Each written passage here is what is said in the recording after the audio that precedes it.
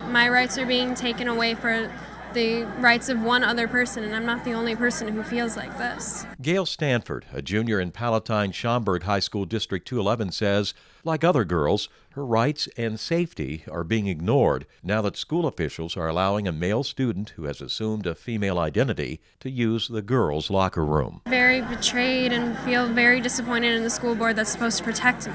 The big push by the left to blur the distinctions between male and female students in public school restrooms and locker rooms is being challenged in Illinois with legislation introduced by suburban Chicago lawmaker who's been listening to the concerns of students and their parents. They've reached out to me and have said, what in the world is going on in my schools? State Representative Tom Morrison tells IllinoisFamily.org his bill would allow schools to provide separate changing rooms and restrooms for students who desire to live as another sex and require schools to set policy for bathroom and locker room use on campus, separating students by sex as defined by chromosomes or anatomy, rather than one's assumed identity. It's common sense. It protects the privacy of all the students and respects their civil rights. And Representative Morrison is countering claims from the ACLU that his legislation would violate the Illinois Human Rights Act if it becomes law. We're not talking about skin color or religion or anything. We're just talking about male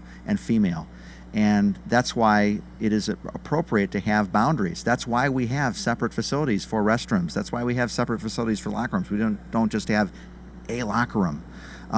What the other side is pushing is going to lead down that road, though, where we have no distinction. And that's inappropriate. It's totally inappropriate. State Representative Jeannie Ives is one of the co-sponsors of Representative Morrison's legislation, the Pupil Physical Privacy Act, Illinois House Bill 4474. The lawmaker says creating a uniform locker room, restroom policy for school districts to follow would give districts a measure of protection from lawsuits and from the potential loss of millions in federal taxpayer money. Any school district at this point could be bullied by the federal government with the loss of federal funds, and we think a state policy just makes it consistent and actually saves tax dollars by not having to deal with these lawsuits, and actually gives everybody who uses these community facilities, these are now become really community facilities that are used, everybody going into that facility understands what the policy is. Meantime, Representative Ives says a lack of transparency has left many parents in the dark about the gender policies of their children's schools. You are setting policy for the entire school district based on one or two individuals, but that policy that you're setting is not just a reading program for somebody.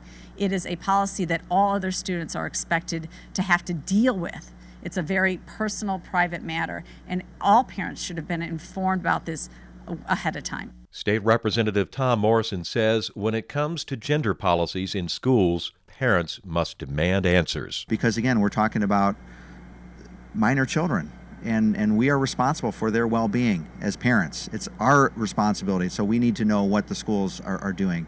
Also, I would encourage them to reach out to their respective state lawmakers, their representatives, their senators, and just explain the situation. Again, our position is very reasonable. Ask your state lawmakers to vote for the Pupil Physical Privacy Act, Illinois House Bill 4474. The Capitol switchboard number is 217-782-2000. For IllinoisFamily.org, I'm Monty Larrick.